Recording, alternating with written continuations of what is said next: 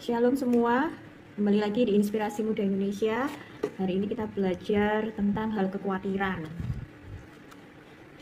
Pasti semua sudah tahu materi ini, tapi di sini saya mau membagikan ini karena hal ini sangat memberkati hidup saya.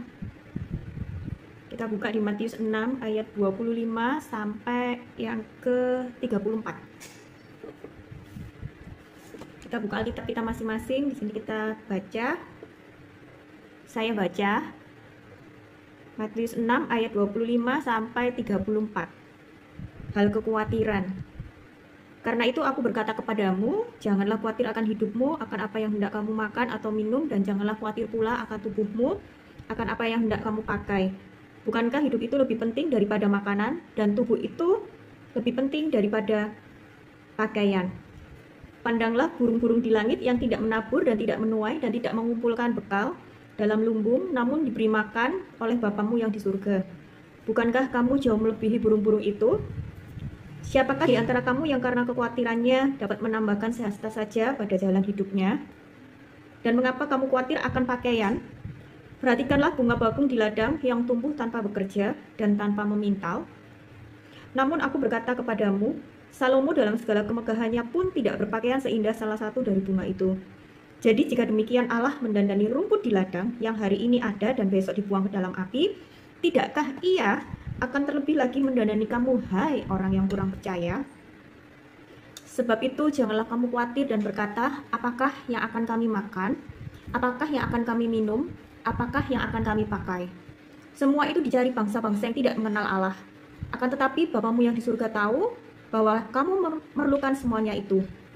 Tetapi carilah dahulu kerajaan Allah dan kebenarannya, maka semuanya itu akan ditambahkan kepadamu. Sebab itu, janganlah kamu khawatir akan hari besok, karena hari besok mempunyai kesusahan sendiri. Kesusahan sehari cukuplah untuk sehari. Ayat 25-26. Di sini Tuhan memerintahkan kata jangan khawatir. Jangan khawatir ini adalah sebuah perintah yang Tuhan mau untuk kita supaya kita tidak khawatir. Khawatir akan apa yang harus dikerjakan. Jangan khawatir akan makanan, jangan khawatir akan minuman, apa yang dipakai. Kita perlu belajar dari burung-burung di udara.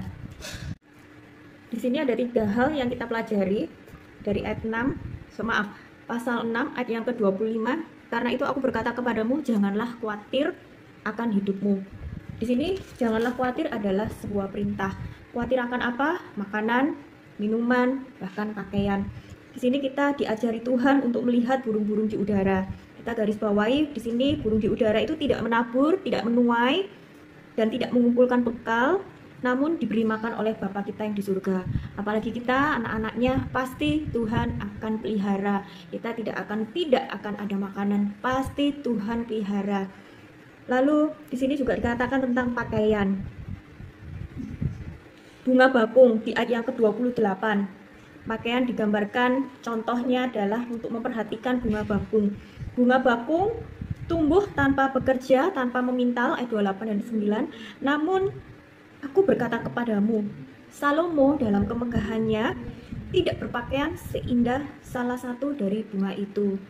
Kalau kita tahu siapa Salomo, dia adalah seorang yang kaya raya. Tapi di sini dicontohkan bunga bakung. Kalau kita tahu dan kita lihat bunga bakung ini kan tumbuhnya liar, tapi ternyata dia didandani Tuhan dengan sangat indah dan dalam kemegahannya tidak berpakaian seindah bunga bakung. Dan contoh yang kedua, Tuhan akan mendandani kita, yaitu dari contoh rumput di ladang. Rumput yang hari ini ada, besok dibuang ke dalam api. Tidakkah kita akan didandani? Pasti kita akan didandani Tuhan, asal kita percaya. Di sini Tuhan katakan di ayat 30, jadi jika demikian Allah mendandani rumput di ladang yang hari ini ada dan besok dibuang ke dalam api, tidakkah Ia akan terlebih lagi mendandani kamu, hai orang yang kurang percaya? Artinya apa? Tuhan pasti mendandani, asal kita percaya.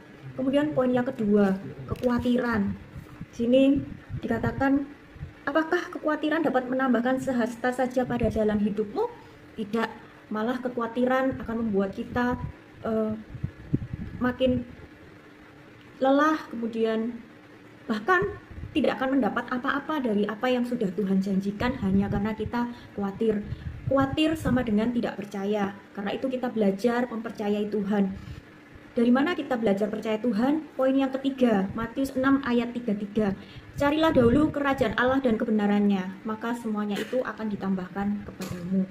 Kuncinya adalah mencari kerajaan Allah dan kebenarannya. Dengan cara apa?